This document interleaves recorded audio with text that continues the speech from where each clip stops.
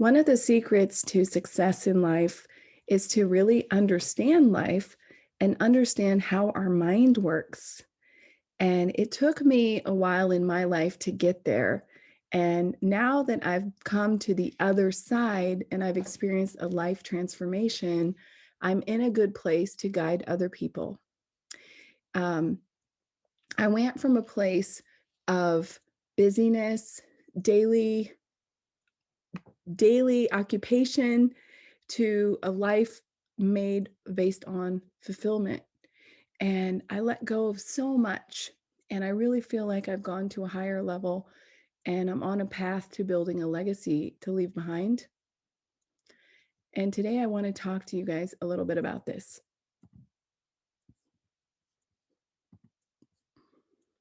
So I like to call this the North Star mission statement because just like a business, I think it's important to have a personal mission statement in your life because if you don't build a roadmap, you won't get to your destination, right? So in this case, we're talking about your dream life. And I use dream in a loose way because I think that honestly, a lot of the things that maybe you thought you wanted aren't exactly what you really want in your life. And that's part of the journey. So it all begins with recognizing how life works in relation to self.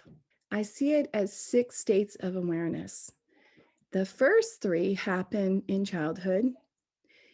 The fourth one is most people spending their entire adult life in. And the fifth is where I am.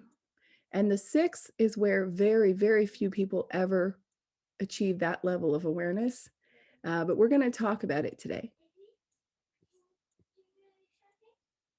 So, in childhood, we start off with an awareness of others. When we're born, all we do is observe the people around us. Um, so, we're very focused on absorbing like a sponge other people's energy. And that leads into the second phase, which is awareness of self, which also happens in childhood, where we start seeing how people react to us, how people treat us. And then the third stage is when we go to school, when we go out in society, and we start becoming aware of our abilities and our limitations. And all of these things form the core belief about our worth. If we were mistreated, neglected, bullied, we develop a deep down sense of not being quite good enough, not being lovable, not being accepted. And even way later in life, that core belief is still there because what happens is it becomes part of our identity and it's inside at a subconscious level at every step of our life, unless we resolve it at the subconscious level. And we're going to talk about that in a little bit. So, this phase is the awareness of your desires and dreams. And of course, it starts already in childhood, but it changes rapidly. And it isn't until we reach real adulthood that it becomes mature and more fully formed. And most people stay in this state their entire lives because we're desiring something, we're dreaming of something, and that keeps us going throughout our adult life. So, in a way, we're chasing our desires and dreams until we die. So, because of that, I would like to say that most people are living a stage 4 life, right? And what that means is we want things like a dream job, dream partner, dream lifestyle, dream body, but there's a disconnect between what we want and what we get. So we settle for good enough. We settle for so. We settle for I'll take what I can get, right? Instead of aiming to achieve our full potential and really fight for what we really want. Why do we do that? Well, there's a lot of reasons, but I think one of the core reasons is what I call the trap. This is a lie that we're sold to from birth onwards, that you basically have a 4-step process. You have a good education, then you get a good job, then you'll get material wealth, and then you'll be happy. Game over, right? But the reality is not like that at all. In reality, you work your entire life for your future, not for today, but for your future. And you barely have time to enjoy today because of the work, because of the pressure, because of stress, because of debt, and later because of drama. We'll talk about that in a minute. And what happens is we soon lose sight of the prize and we're too tired to go after it. We settle, as well as our health starts to fail because of all this stress. And then all of that catches up with us and we develop health problems. And now you're even further away from achieving what you wanted to do. To top it all off, you may even get medical debt if you live in the USA, for example. And then that's it. Your life goes over and that's the end. So let's look at some of the dream killers that are part of modern life, right? Commuting, job stress, home duties, debt. And kids, I would add on to that, but I also think kids bring a lot of happiness. So I left them off. But kids can also sometimes be dream killers if you don't structure your life in a way that's productive enough and that has boundaries enough and that has structure enough. And most importantly, it has determination enough to make things happen. So a lot of people use kids as one of the dream killers. Because life is so stressful and there's so much pressure, we fill our lives with distraction. So how do we distract ourselves? We distract ourselves with the shiny object syndrome. We're always chasing a better house, a better job, a better spouse. It always just is keeping up with the Joneses, and it never ends because wherever you're at, there's always going to be someone higher up. We also distract ourselves with drama. So the more unhappy people are, the more they thrive on drama. And drama can be within your couple, at work, on social media. A person who wants to can fill their entire life with drama, with their kids too, right? And third is indulgences. Because we feel like we're so stressed and tired, we indulge. How do we indulge? We overeat. We overspend. We develop addictions like gambling, alcoholism, even drug addiction. We do everything in an extreme way because we think we deserve it. And it's a lot oriented towards materialism, right? To be materialistic. So my message to you is to dare to follow your dreams. And I say dare very intentionally because not many people ever make it past this state 4 of consciousness. And I like to say that this is a numb state because I feel like we're walking around in a fog, and our fog is usually attached to our hand, which is a cell phone, and our to-do list and our daily routines and our job and our debt. And that's all we see. So we're in this very limited bubble. We're not seeing our full potential. We're not seeing beyond what could be. And the more busy we become, the more we get trapped in a bubble and we lose sight of the big picture. We lose sight of reality. And most importantly, we lose sight of our North Star, which I'm going to talk about more in a minute. So my message is that distractions are only excuses not to change due to your subconscious fears and core beliefs you can't achieve your dreams. Remember I said earlier in state 1, state 2, state 3, all of childhood, you're kind of measuring yourself up against other people, against expectations, and that's where you develop the sense of I'm worthy or I'm not worthy. So I want to argue that state 4 is not going to make you happy, but most people stay their entire lives right there. They don't go any further. They don't try to change anything. If they try, it's the desire dream trap and the shiny object syndrome where they're just chasing the next best thing. But that's not true fulfillment. They're not reaching their potential. They're staying in that trap of the rat race until their health gets bad enough that they can't do it anymore. So why do people stay in that? These are the 6 reasons that I've come up with.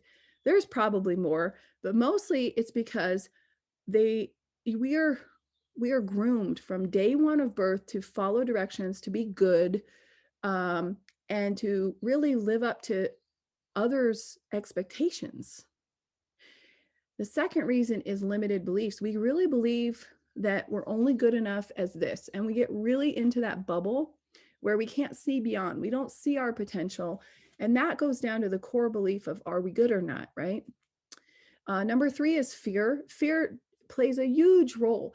People would rather keep doing something mediocre, so, not very happy, than have the courage to try to change because they might potentially fail. In fact, failure is of the unknown, fear of the unknown is very high. So people would rather just not try. The fourth reason is unhealthy dependencies. A healthy dependency is a parent with a child up until a certain age, um, or an emotional dependency between team members, boss and subordinates, between spouses. These are normal dependencies. Unhealthy dependencies is when there is like a financial dependency between people, between adults. That's not normal.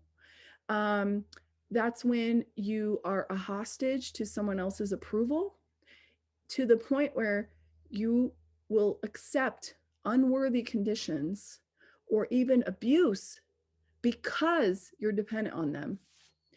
That's sick. And most people don't even recognize it. They're just like, well, that's how it is. Um, Responsibilities and debt. So, what do we do as adults? We get trapped. We saddle ourselves from early adulthood, unfortunately, with responsibilities and debt. And then we use it as an excuse not to change, right? And sadly, even kids get used as a reason not to change, when actually that's complete BS. Kids do whatever you want. So you're the parent, you're in charge. And the last reason is just distractions. Like I already mentioned, people love to stay busy, and busyness is a killer for success. The more busy you are, the less successful you are. And people do that because they're afraid of the void. They don't want to clear their schedule. It makes them panic. It makes them feel like they don't have anything going, because they don't, because they're busy with BS stuff, and they're filling their lives with all this junk that's not moving them towards their full potential. It's not moving them towards their dream life. It's just keeping them busy and passing the time. One of my favorite books is called Rich Dad, Poor Dad. And the author has some amazing quotes that I would really like you guys to check it out. Um, and let me see. So the main thing is, how do you want to live your life? Um, I think that we should all look at our mortality and think, okay, I have no idea what my expiration date is, but I'm here on this earth for a limited time. Life is really short. And when you lose a loved one, you'll know what I mean. So the question that I have for you is, imagine your time's up. So let's look at your life. Let's take a hard look at your life and say, did you live your fullest life? Did you reach your potential? And did you build a legacy? So what's your game over going to look like? Are you going to stay in a state 4 of awareness, or are you going to try to excel to the next level, which is a state 5 awareness? What we're going to talk about in a minute. If you lived a state 4 awareness, like most people, you probably had a job that paid the bills, hopefully. You did not reach your full potential. You were not a role model for anyone. You left some debt and very little behind for your family and friends, and you'll soon be forgotten after the people who loved you died. Sounds pretty morbid, right? Well, it is. And that's why I really believe with all my heart that we should be aspiring to move into a state 5 level of awareness. What I like to say is being awake. Okay. So if you created an amazing career, amazing life for yourself, you did your best to build a legacy so that you can live on past your death and leave something behind. And you definitely were a role model for others. Hi, I'm Krista, and this is my story. I actually, at first, was living a state four lifestyle where I was dreaming and desiring all these things and working towards them. And I actually was able to reach a level of material success. So I drank the Kool-Aid and I believed what I was told: good education, good job, material possessions, happiness.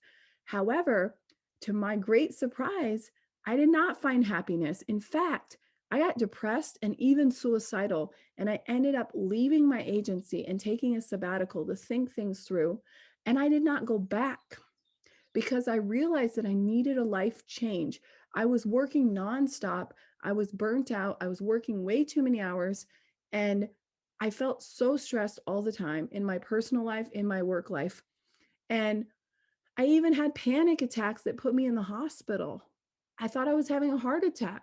The problem with this is that I identified so strongly with my career and family success. It was everything to me. I had to be a great mom and a great wife, and I had to be a great worker. And I didn't know what else there was. I was clueless about who I was. No one had bothered to ask me. I thought as long as I fulfilled all these different roles, I wore all those hats, that I would be happy. And it didn't happen. So instead, I made a drastic life change. Unfortunately, my marriage was also over at this point. Um, and out of this, I built a life coaching method called the Sassy method. And today I help others through my coaching to find their message. The method stands for seriously authentic, smart, self-confident you. And it's something that really means so much to me because I really went through a dark time in my life. And like I said, I was suicidal. I left my company. I left my marriage. I really didn't know what I was going to do with my life. And the reason I got to that dark place was because I had lived in this state four of awareness. And when I woke up, suddenly I saw that there was so much more out there, that I had been in this bubble, convinced that this was the meaning of success. This was my duty. This was my life, when really there was just a world more, so much more out there. And when I woke up and realized that, I developed the Sassy method and wrote a book. And today I help others find their North Star. And this is my podcast. It's called Take Back Mondays, a podcast to help you love your Mondays. And this is an episode where I talk about that journey that I went through, in case you're interested. And I call it my story of metamorphosis. So metamorphosis is a term that we think of an animal biologically changing, right? Like a caterpillar transforms into a butterfly. And that's how I felt when this happened to me. So I consider a metamorphosis in for humans the moment that we attain a higher state of self-awareness and wake up. And that's what I mean by moving into a state five of living. Right now, I live in a place where I have a North Star, and that North Star guides me through anything. And that's why I don't get depressed and I don't get suicidal for sure, because I have this strong North Star that's deep down inside of me. And I'm going to talk to you how you can find that too. So, real success happens in state five, it's not in state four. And what I mean by state five is the marriage between subconscious and conscious awareness. So, what does a state five life look like? I like to call it the good life. And this is where you attract your dream partner, have a nurturing relationship, you work for and maintain your dream body, you create your dream job, you build your dream lifestyle. So, if you guys aren't familiar what the North Star is, sometimes called the pole star, it's the brightest star out there in the sky. And the axis of Earth is pointed almost directly at it. So, no matter where you are at night, you can probably see the North Star. I help people create their own North Star. So for me, the North Star is actually reaching deep down into your subconscious and finding the core part of yourself that is going to be filled with self-love. And that self-love is going to surround itself with the will and the desire to succeed and reach your full potential. So that has to be so strong, and you have to nurture it so much that it becomes this bright light that radiates outward and that goes into your consciousness, and not even there, it goes beyond that, and it creates an aura of energy all around you that you radiate outwards to give towards other people, so they can feel your passion, your determination, your will to achieve something in your life. So how do you prepare to get that North Star? You have to get down to your subconscious level. And in order to do that, you have to break the barrier of today and go into the past, because that's what's in your core. In your core, it's not today, it's not tomorrow, it's your past.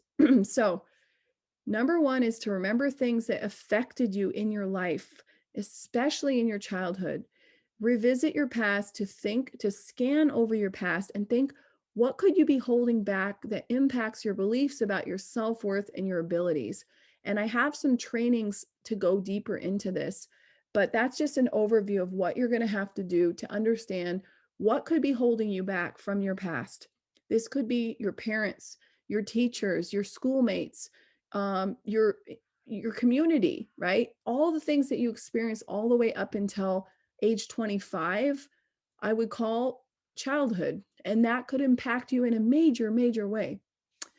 Then you have to make peace with the past, including trauma. You have to remember that these things were not your fault and forgive all the people who did you wrong, including yourself. If you feel you're harboring guilt and shame, that's the time to make peace with the past. And again, I'm saying this lightly, but I know this is not a quick fix. This is a hard thing to do, but you must do it. Cannot move towards your highest potential if you don't let go of the past and heal. And number three is self-love. So we really need to get to know each other better, ourselves, right? So write down the things you love about yourself and perform some positive self-talk. And most importantly, practice daily self-care. And self-care can be anything from meditation to physical practice to pampering yourself, to just not exposing yourself to negative people. That's also a form of self-care. But think all the time about, how can I give myself some self-love? Because that's where you're getting down to the core, and you're starting to build that light, and that light is what turns into your North Star. Okay. And before you can get there, you have to do one more step, and that is being really honest with yourself. And being honest means shaving past those expectations and what others will think, and focusing on, what do I really want deep down? Now you're getting deep. You've healed yourself from the past. You're giving yourself self-love. Now's the time to just give yourself permission to want what you want without any judgment. And once you get down there, you can be honest, and you can say, I'm giving myself permission to want these things and go after them. So let's go into the steps now to really build this mission statement. So the first step is to write down your big mission on this earth. So how do you define that? That's a pretty big statement, right? So what I like to do is use a journal, and I think, what do I love doing? What comes easy to me? How do I express my passions and talents outwardly? And that becomes your mission. Now, again, these are big, big questions. So it might not come to you right away, but if you've done all that pre-work, you should be in a good place to be down at that core level where you can talk to yourself this way. And the more you practice, the more of those things are going to become so strong inside of you. Number two, you write down your vision. So what does that mean? How do I imagine acting upon my mission? So Close your eyes and visualize what that looks like, right? Go a couple of years in the future and think, what do I see myself doing? If you're not getting there, we have to go back and we have to do more core work um, to clear the way, to de-block anything that may be holding you back from getting to this level where you should be. And then you should be able to write down your vision. And the more core work you do, the stronger that vision becomes. And you can see it, you can taste it, you can smell it, you can hear it. You feel how you will feel in the future. You know where you want to go. And that's your roadmap, your North Star. Okay. Um, so the three ingredients of success are knowledge, skills, and desire. So in order to achieve those things, we need to go to step 3, which is to look at your goals. And your goals tie back into those 3 things. So you have got these 4 areas of your life that you want to address: career, health, relationships, and lifestyle. Write down what you want to achieve. That's your desire. Which skills you currently have that you can use. Those are your skills. And what are you missing to make that a reality, which is the knowledge that you need to seek. Those are your goals. So here you can fill out your goals on the next page, tying them back into those 3 things: desire, skills, and knowledge. And yeah, I use a journal for this actually. And that's it. Once you have this, you're going to feel that North Star. And that North Star is really from the deepest part of you, pushing you onwards and upwards to achieve your full potential, giving you the courage, the strength to do so. If you need more help with any of these steps, please sign up for a free discovery call with me. I'd be happy to be your guide in this journey. I wish you guys a fulfilled life. I hope that you find that North Star and that you write down your mission statement. And that mission statement becomes the thing that powers you on, that propels you forward, and most importantly, that widens your horizon to reach potential that you never could have dreamt of before.